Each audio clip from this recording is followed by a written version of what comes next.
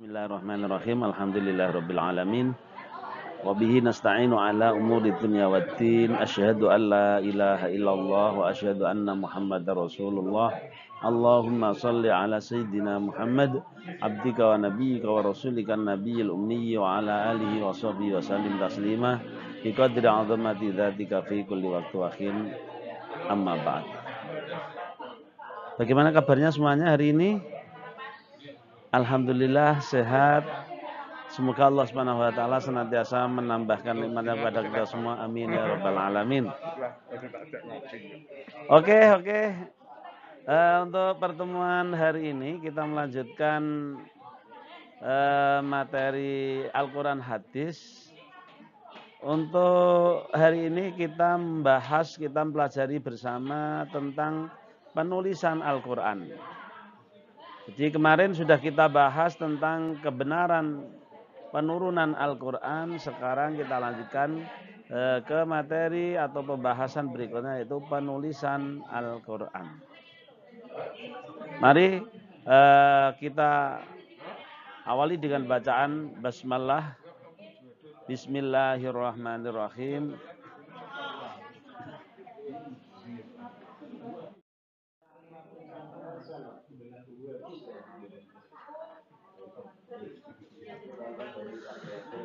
Pengertian penulisan Al-Quran. Penulisan Al-Quran adalah proses penulisan Al-Quran dari wahyu yang diterima Nabi Muhammad SAW hingga selesai dikumpulkan dalam sebuah tulisan berupa mushaf atau kitab berjilid pada zaman Khalifah Utsman bin Affan radhiyallahu anhu. Jadi pengertian penulisan Al-Quran adalah proses penulisan Al-Quran dari wahyu yang diterima Nabi Muhammad SAW hingga selesai dikumpulkan dalam sebuah tulisan berupa mushaf atau kitab berjilid pada zaman Khalifah Utsman bin Affan radhiyallahu anhu. Oke, kita lanjutkan.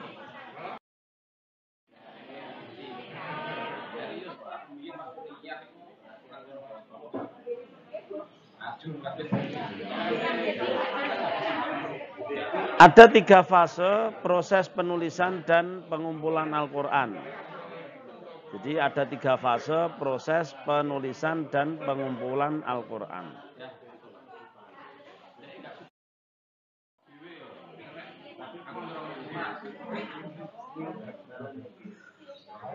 Penulisan dan pengumpulan Al-Quran melewati 3 fase. Nah, ini kita lihat. Jadi penulisan dan pengumpulan Al-Quran melewati 3 fase. Yaitu 1 zaman Nabi Muhammad SAW, yang kedua zaman sahabat Abu Bakar radhiyallahu an, yang ketiga zaman sahabat Utsman bin Affan radhiyallahu an. Jadi 3 fase ini ya, zaman Nabi, zaman Abu Bakar dan zaman Utsman.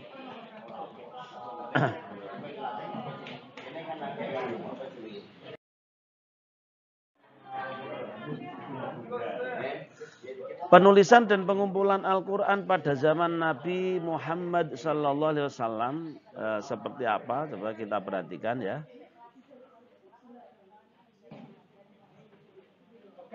Satu, hafalan para sahabat lebih banyak berperan daripada tulisan-tulisan yang masih terpisah-pisah. Jadi pada zaman Nabi ini penulisan dan pengumpulan Al-Quran ini yang paling banyak berperan adalah hafalan para sahabat dibandingkan dengan tulisan-tulisan yang masih terpisah-pisah, belum terkumpulkan. Yang kedua, sarana untuk menuliskan Al-Quran adalah pelepah kurma, potongan kulit, permukaan batu cadas, atau tulang belikat unta. Ini media atau sarana yang dibuat menuliskan ayat-ayat Al-Quran pada masa Rasulullah SAW. Kemudian yang ketiga, jumlah para penghafal Al-Quran banyak sekali. Jadi memang ketika Rasulullah menerima wahyu berupa ayat Al-Quran, kemudian diajarkan kepada para sahabat, dan para sahabat langsung menghafalkannya. Nah, makanya para penghafal Al-Quran ini banyak sekali dari para sahabat. Oke, kita lanjut lagi.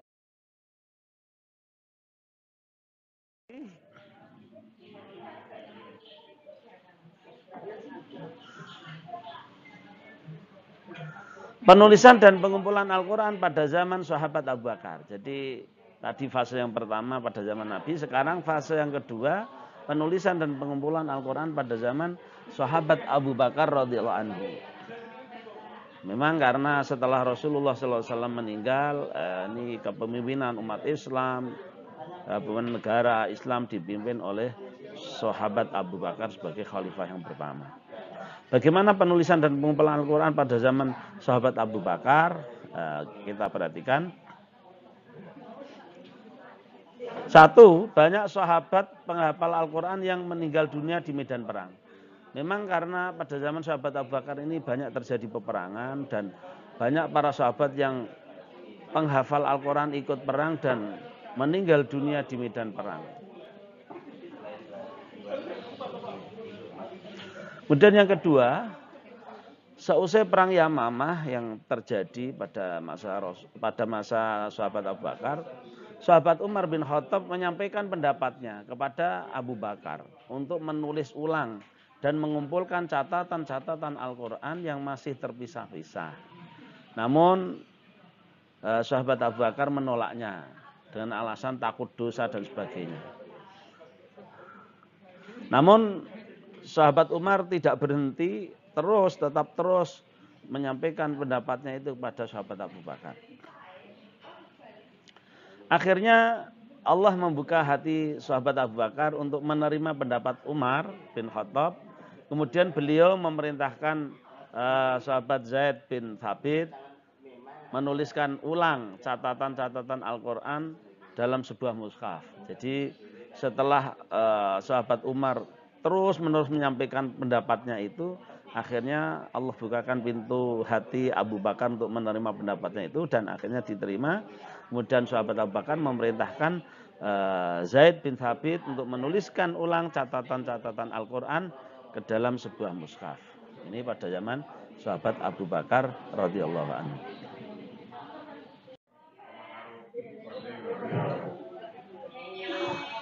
Setelah menjadi sebuah mushaf pada zaman sahabat Abu Bakar itu, bagaimana mushaf yang ditulis pada zaman Abu Bakar itu?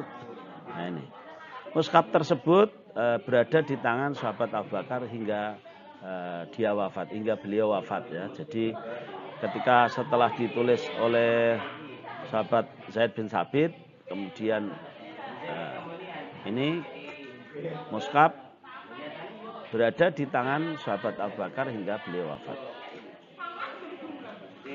Kemudian dipegang oleh sahabat Umar bin Khattab hingga beliau meninggal dunia. Kemudian dipegang oleh Hafsah binti Umar. Jadi, itulah keberadaan mushaf Abu Bakar radhiyallahu anhu. Kita lanjutkan ke fase berikutnya.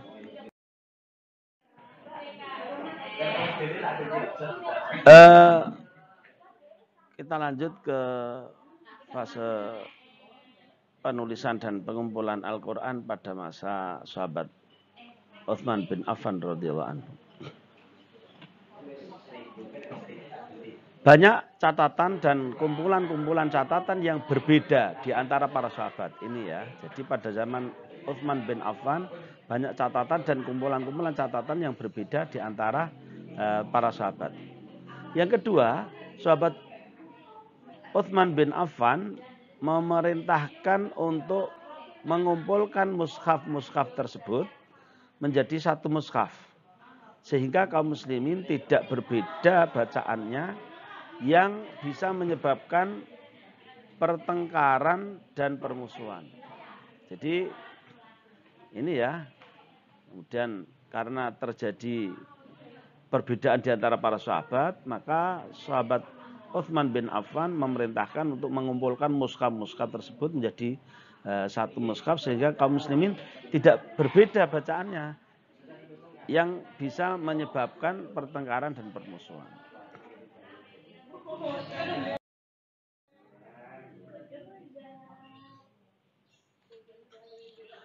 Kemudian sahabat Utsman bin Affan memerintahkan Zaid bin Thabit dari kaum Ansor, Abdullah bin Az-Zubair dari Quraisy, Sa'id bin Al-As dari Quraisy juga, dan Abdurrahman bin Harith bin Hisham juga dari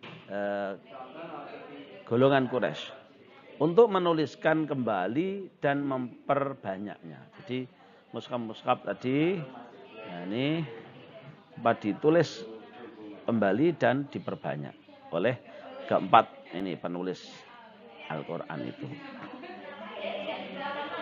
Kemudian sahabat Utsman mengatakan kepada mereka bertiga, jadi selain Zaid bin Thabit, jika kalian berbeda bacaan dengan Zaid bin Thabit pada sebagian ayat Al-Quran, maka tuliskanlah dengan dialek Quraisy, karena Al-Quran diturunkan dengan dialek tersebut. Mereka lalu mengerjakannya.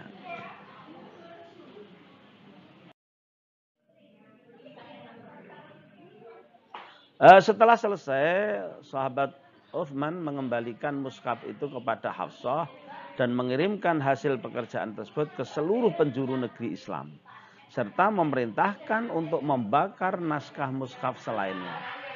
Jadi setelah ditulis ulang, diperbanyak sesuai kebutuhan, dikirim lagi ke Hafsah, kemudian dikirim juga ke seluruh penjuru negeri Islam, dan selain mushaf itu dibakar.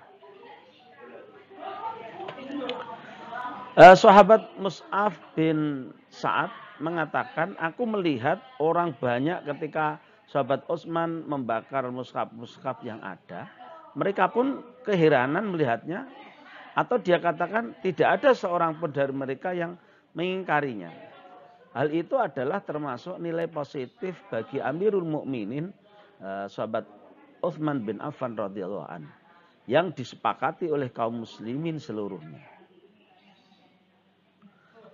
Hal itu adalah penyempurnaan dari pengumpulan yang dilakukan Khalifah Rasulullah SAW, yaitu Abu Bakar As-Siddiq. Jadi yang dilakukan oleh sahabat Utsman merupakan penyempurnaan dari pengumpulan yang dilakukan oleh sahabat Abu Bakar As-Siddiq radhiyallahu anhu.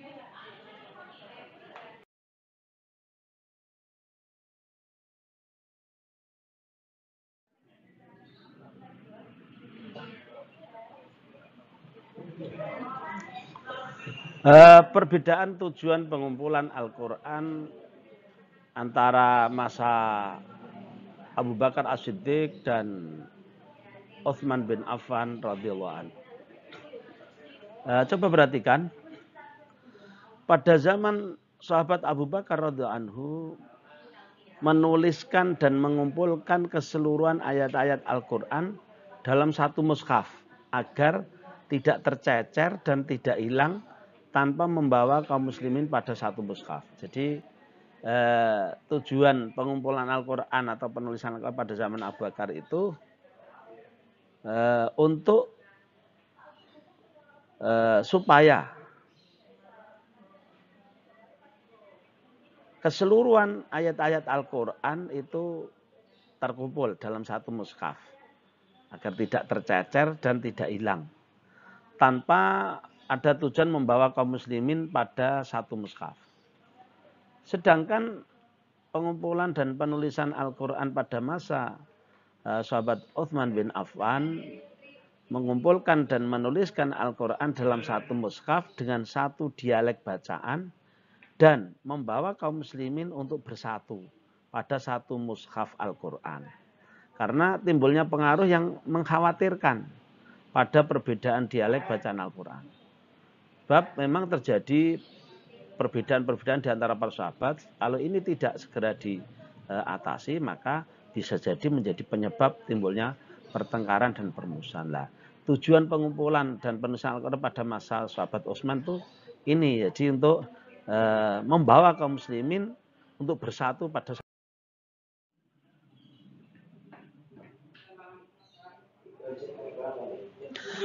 hasil dari pengumpulan Al-Quran yang dilakukan sahabat Utsman bin Affan radhiyallahu anhu. Satu, timbulnya kemaslahatan di tengah-tengah kaum muslimin.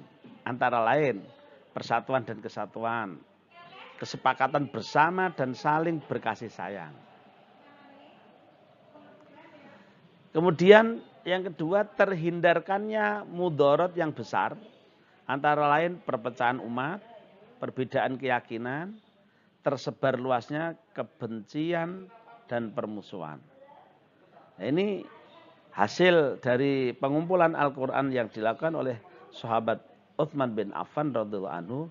Ini ada timbulnya kemaslahatan dan terhindarkannya kemudorotan.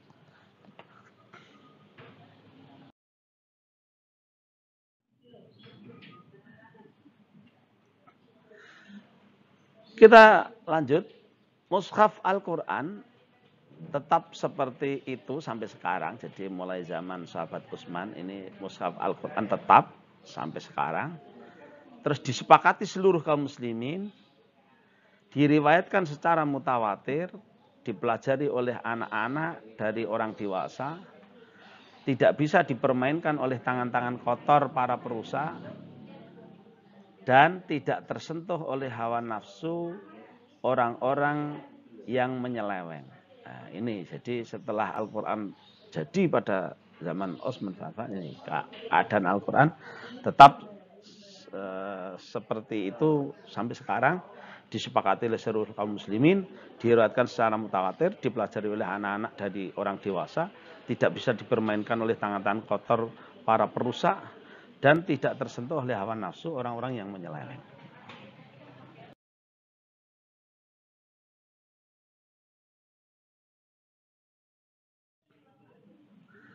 Itu materi tentang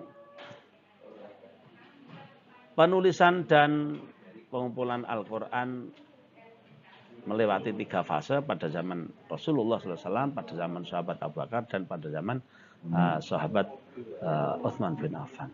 Oke, terima kasih. Semoga diberi pemahaman yang sempurna oleh Allah SWT, diberikan ilmu manfaat dan barokah, sehingga ilmu yang kita pelajari mendekatkan kita kepada Allah SWT. Amin ya rabbal alamin.